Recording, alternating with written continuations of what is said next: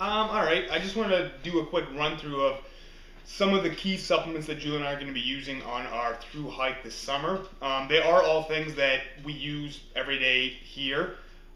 Just they are going to be extremely, even more so important when we're going to be hiking and you have those dietary restrictions. You might not be getting all the actual nutrition that you need. It's easy to get a lot of calories, but not always the actual nutrients from the foods that you should be eating. So most basic thing we'll be using, and a lot of people do, is a multivitamin. We both use the Progressive Active men's and women's multivitamins, so it's just, gives you all the key vitamins and minerals. These ones in particular, they're capsulated forms. They're easy for the body to digest and absorb. And then they do make them gender specific, so just a little bit of hormonal support, that sort of thing.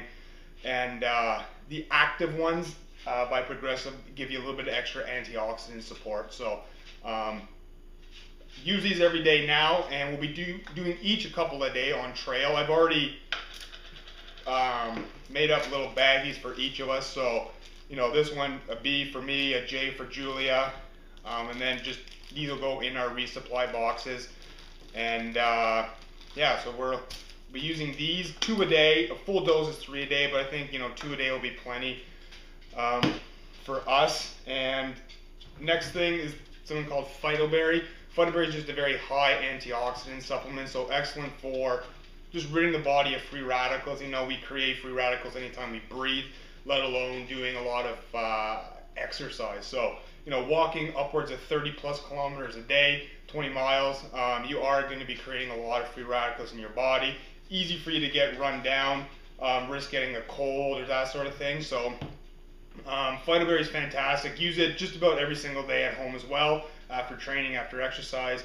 So really excited to be able to have this, especially anytime where you get a lot of different environmental or climate changes. It's good too. You kind of stress the immune system. So that'll be key. 1 serving each a day. And again, we're going to send this entire container ahead to Bakersfield, and then when we get to Bakersfield and we have a few days to set up more resupplies, we'll probably just portion it out based on the different resupplies that we'll have.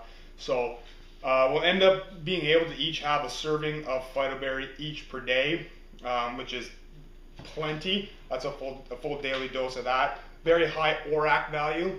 So basically, kind of the best antioxidant you can use. It gives you all the nutrients of 6 to 8 servings of high antioxidant berries. And then one of my favorite products, probably my favorite kind of nutritional supplement for absolutely anybody, is veggie greens. It's a green superfood. There's a lot of them out there on the market.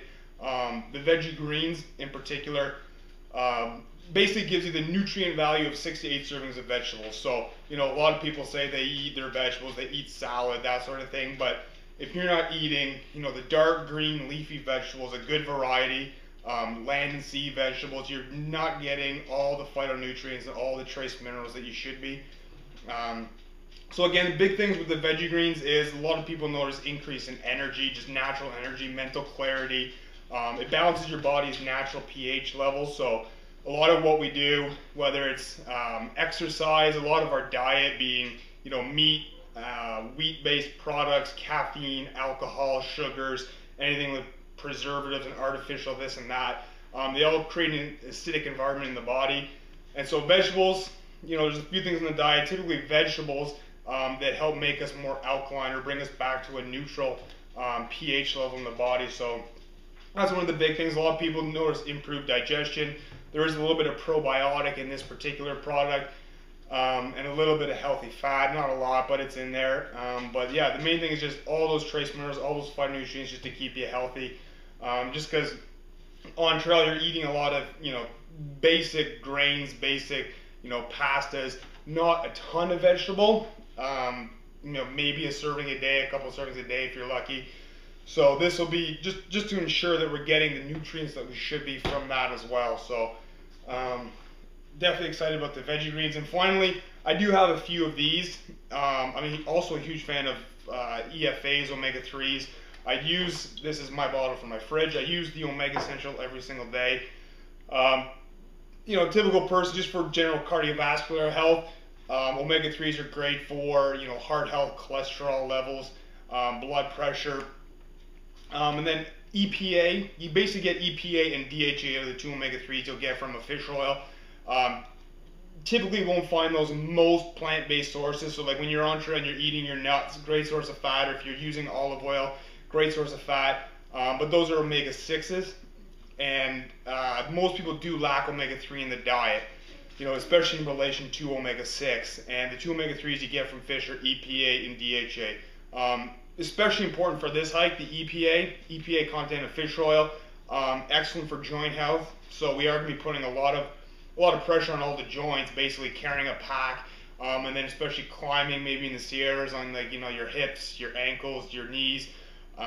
So I don't have a ton of it, but I'll use it the best I can. Obviously, Julia being vegan, she's not going to be using the fish oil, but so I'm really excited. I mean, these are a half a teaspoon each. I'll probably just use one a day, kind of make them last, but that's another huge thing that I'm excited about. So yeah, these are definitely things that are going to help us kind of just stay healthy, recover a little bit maybe quicker, and just give us the nutrition that a typical trail diet might not provide.